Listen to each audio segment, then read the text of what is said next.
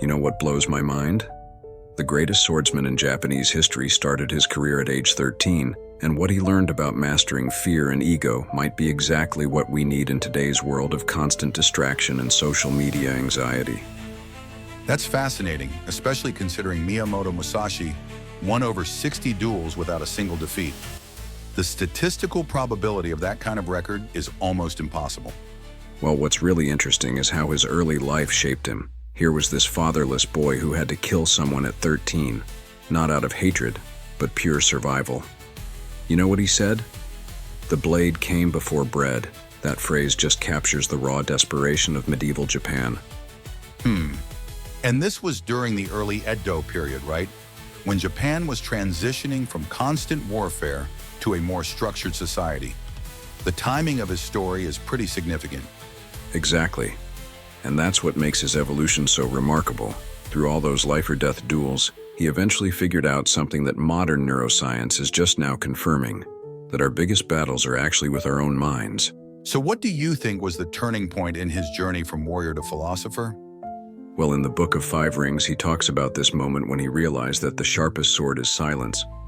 It's like he discovered that all the technical skill in the world means nothing if you can't master your own reactions and impulses. That's exactly what modern psychology tells us about emotional regulation and performance under pressure. And you know what's wild?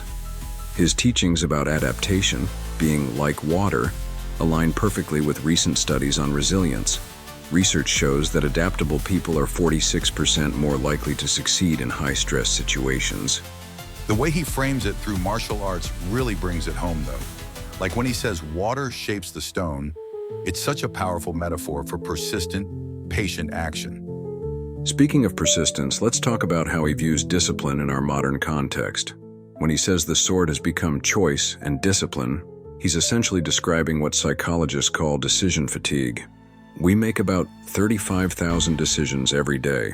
Oh man, and when you combine that with his teachings about focus in the face of distraction, it's like he predicted our smartphone addiction centuries ago. Right?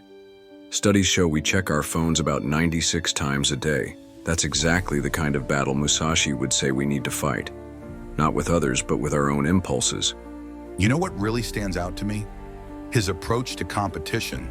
The whole "don't seek to be better than others" philosophy seems so counter to our modern metrics-obsessed culture. Well, here's something interesting. Research shows that internal competition, focusing on self-improvement rather than outperforming others, leads to 23% better long-term performance outcomes. Musashi figured this out through combat experience centuries ago. That really connects to his teaching about returning to the void, finding strength in emptiness. It's almost like an ancient version of mindfulness. And the science backs this up too. Studies show that regular meditation, essentially practicing that void state, can reduce anxiety by up to 40%. Musashi was basically prescribing modern stress management through a warrior's lens. The practical applications of his philosophy are pretty remarkable when you think about it. You know what really gets me? His teachings about pride. When he says only those who drop their pride truly win, he's describing what psychologists now call ego depletion. How protecting our self-image actually drains our mental resources. That's such a powerful insight for today's social media world, where we're constantly managing our public image. And here's the kicker. Studies show that people who can let go of their ego defenses are 35% more likely to learn from failure and adapt to challenges. Musashi wasn't just sharing philosophy. He was giving us a practical blueprint for resilience. So what do you think is the most relevant lesson from Musashi for people today?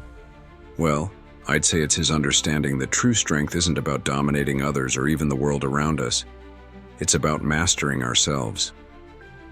In an age where external metrics drive so much of our behavior, that's a revolutionary idea. That really brings it all together, from medieval sword fighting to modern self-development. And maybe that's why his wisdom feels more relevant than ever, whether we're dealing with information overload, social media pressure, or just the daily grind. His core message remains the same. The real battlefield is internal, and the greatest victory is mastering yourself. The Soul Alchemist. Transmute pain into power.